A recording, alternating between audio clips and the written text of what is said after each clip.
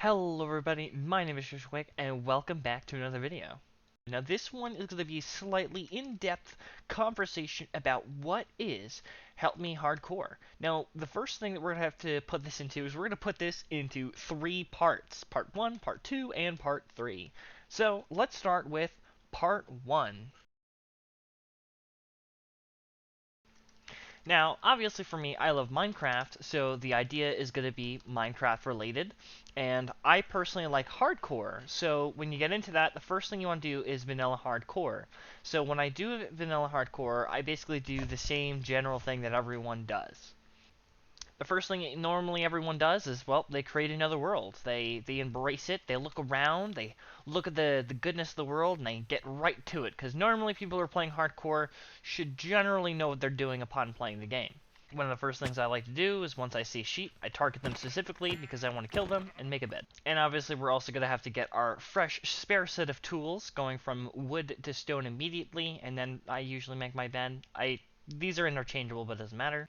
I like to find a village and abduct a villager of his house, and because it's just easy shelter. If I don't find a village, and I just kind of sleep every night, which is why it's important to find the bed first. I mean, obviously villages already have beds. Then usually I'll go to a shore, doesn't really matter. I just need anything that has water, because I do this really interesting technique so I can dig straight down and get straight to the iron and diamonds. I don't really need diamonds, they're just extra protection. I mainly look for iron. Once that iron is found, all I gotta do is smelt it in a furnace, and then make my tools. Usually just iron armor, iron tools, and then I use it generally for the rest of the run. It's also useful to make a bucket because once I have a bucket, I will find a lava source and then manually bring back and forth every single lava bucket where I want to put it. From there, it's nether time where I literally just gotta go through, build up a little part in the back, and then I have to find and look for a fortress. Once said structure is found, all I have to do from there is find blazes, and I need to kill one so I can make a fire resistance potion, and then I can just kill the rest with practical ease. After that, it's time to set up one of those special little pillars, going into the warped forest and killing endermen. From there, you just have to craft, shoot that first eye, and then follow it to the stronghold. And then from there, you can leave, prep any last eyes you may need, come back, make sure you're ready to fight the dragon, and then go into the end.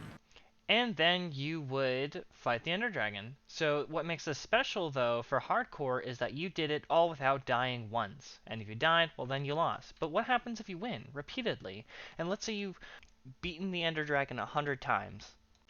So despite somebody being able to defeat the Ender Dragon as many times as they want, what makes Minecraft special and unique to them is that they have special world generation and random numbers going all over the place, and it's just amazing how you can never have the same run twice. It's almost impossible. But then how for me the player can I also make it unique not only for my run but for my content that I make? And so I've been doing data packs for a while, and then I decided to start doing mods. So we cross the river over from just normal vanilla, and we cross the river into modded material, or modded turf, and the land. And it's all changed. It's all different on this side. All different over here. I was able to start with my first Help Me Hardcore, where I was basically saying, hey, do you have an idea? Let me try and make it. Let me try and put your ideas into the game. Now, because I'm a small YouTuber, it's very hard for me to understand that concept just from being small, but it was an idea that I saw had the potential and improvement to interact with the community just as I so please. And upon doing that, it seemed great. And I've been upgrading and updating and updating, and now we're on, or well, this would be currently be taken for version 2.8. And I felt like I did fine doing it solo, but it wasn't until part 10 that it was supposed to be a really big special, because from then on, I went and started doing multiplayer. And after there was part 12, I ended up having with Pred, one of our very good players, and we did have a good fight to the death battle to end that 4th season. The main purpose of making it multiplayer was because I felt that it would be too easy without another player, because the best thing to challenge you is not AI, it's another person, another player, and that's why I made it AI. But that gave another issue. So that can start leading us into part two. So when it comes to things being unique, it just means that they have to be different. And being different is a good thing, but there has to be a balance to it. So like if I said I added 100, 100 types of creepers, it it'll do something to the game. It might make it more fun. But if I just add 100 different color types of creepers, but they all do the same thing.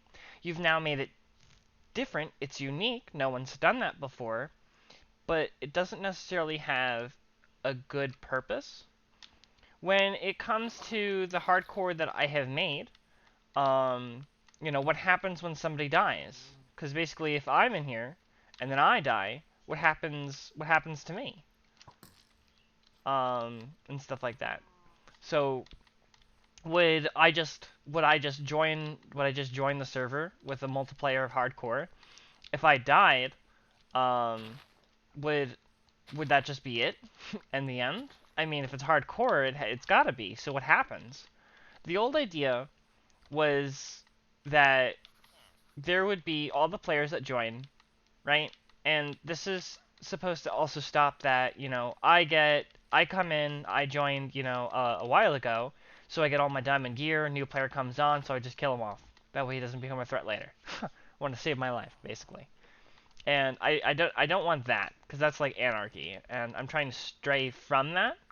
I try and make it so that it's fun for everyone, no matter if you're a new or experienced player. So when you die, what happens to you is that you would go into a second world. And while you're waiting for all the other players to die, and then there'd be a collection of players in that world 1 that are still basically waiting to die until the last one stands, then there would be a winner. Now, because you were the first one to die and everyone else who died after while you're waiting, that world would be on hard mode, but it wouldn't be on hardcore. And it wouldn't be until that there was a winner in World 1 that finally there would be announced winner, and then he could finally join the world in World 2.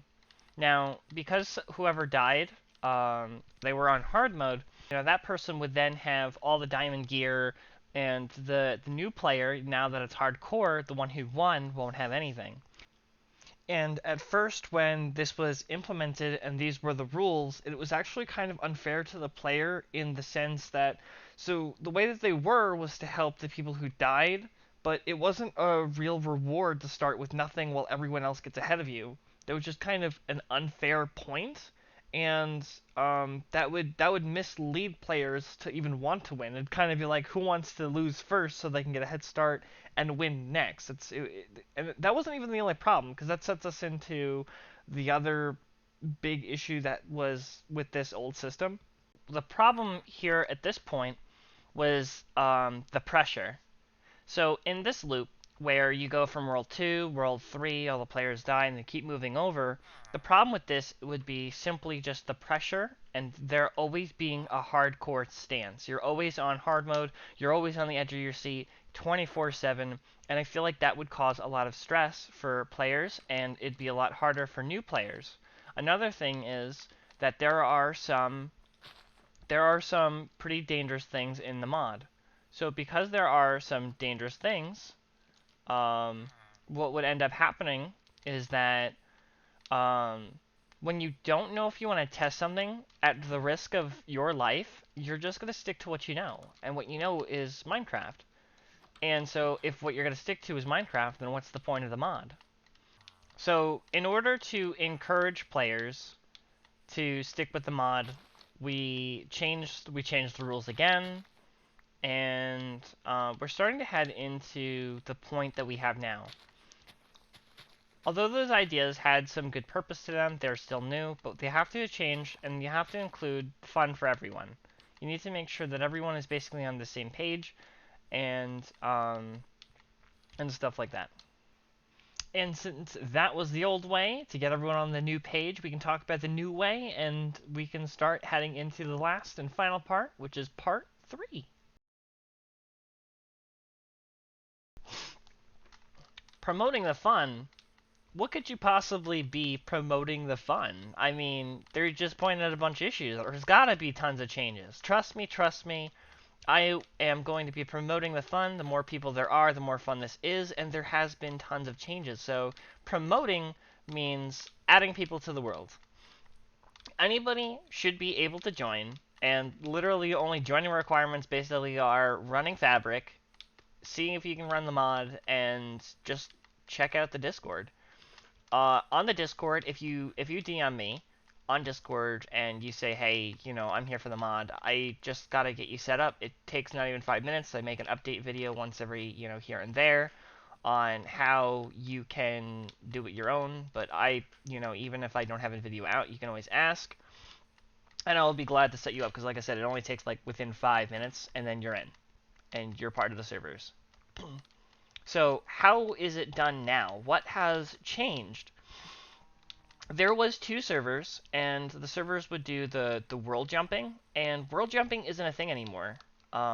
So now what the servers are now used for is there's the first one that I call the education world, or the learner's let's play. This allows players to learn everything that comes out when an update comes out. This way they're not afraid to try and test something because they're in hardcore and they're gonna die. In this server, you have hardcore hearts, but it's not in hardcore. It's just on hard mode. The hardcore is just kind of as a visualization and just to point out, hey, this is, this is meant for a hardcore, so just kind of treat it with your life respectfully, I guess. Season 4 actually ended really, really quickly. So the time gap that I want a season to be between is 3 to 6 months. And for that 3 to 6 month gap, season 4 ended so quick. Actually, no, it was season 5. Season 5 ended so quickly. It was within a week basically, and the season was done. And what happened was, I had PvP was turned on either when the first player dies and the Ender Dragon gets slain, and within the first 10 minutes, Pred had died falling off of a cliff. Jack had ended up killing me, and then he went after Cal, and then he drowned. But Cal ended up being the official winner to season 5. Congrats, Cal. Then after that, that was it. The season was done, and it was very quiet beyond that. And there's supposed to be a large gap. There's supposed to be less time between each season. And so what I changed is that the first month, PvP will be turned off completely. It's not until that first month is done. There will be an announcement when it gets started, but that will help everything continue. Now, I do update the game, and Minecraft updates their games, and we want to make sure that we are on usually the best version for of Minecraft. So we usually try, and so that's why the maximum is every 6 months. Minecraft announced that they wanted to do 2 updates in a year, and having 2 updates a year means every 6 months. So that's why it's set for a maximum of 6 months, is the time gap that we want to have a season. That way I can update the server properly, and then from there we can just continue to play. But if there is an update, when a season is active, there will not be any updates given to a season unless there is a critical issue, meaning that there is a crash that prevents your player from joining the world, or a crash that causes no players to join the server because the server crashed. This has happened previously and before, and this is why it's very important that when, if there's bugs, there is a bug channel that everyone can report bugs to. I'll respond to them, recode them, and then fix them all from there. But if you or someone else is already part of the server, if you're willing to join, anyone can join. Go for it. I have nothing against it. I love to have more players. The goal is to have a maximum of 12 for each season, but we'll see how it goes. When it comes down to joining, you just have to join within that first month that PvP is turned off. Once PvP is turned on, no new players are going to be able to join for that season. You can always join the next season, and you can always be part of the Learner's Let's Play. And then that also causes somewhat of it brings up another question that could be an issue, which was what happens when a player, joins, they joined once and then they just never come on. This has actually happened quite a couple of times. So basically, all you have to do is you have to join at least once a month.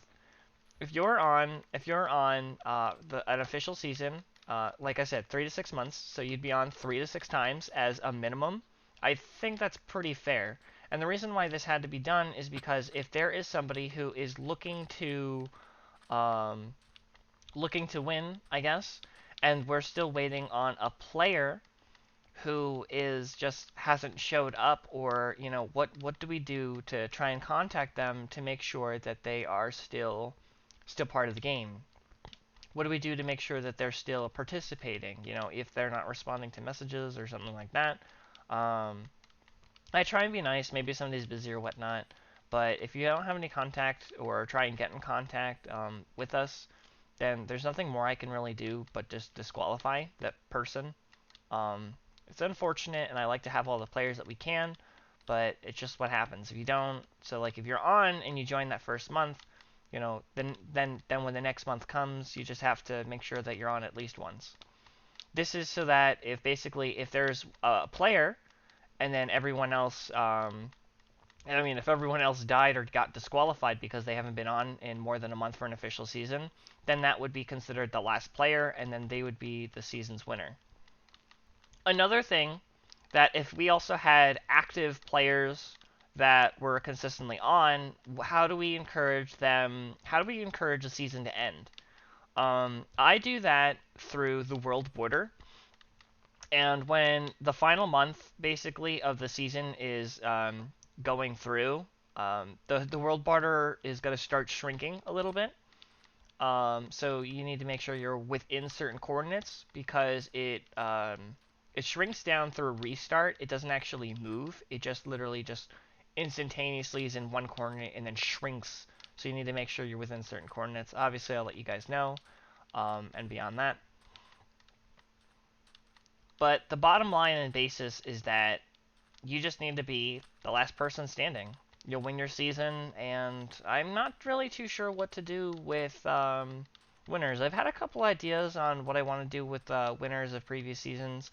I know that for each season, I'll take a couple screenshots. If you have any screenshots during gameplay, you can send it to me, and then I will make a painting of it.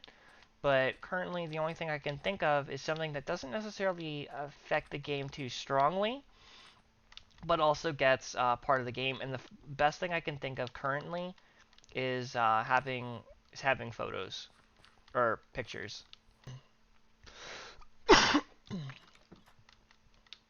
But there we have it. That is practically where we are up to date. That is what Help Me Hardcore is generally all about. It is a last man standing. It's got updates here and there, and it is a fun community. But it's not an anarchy server.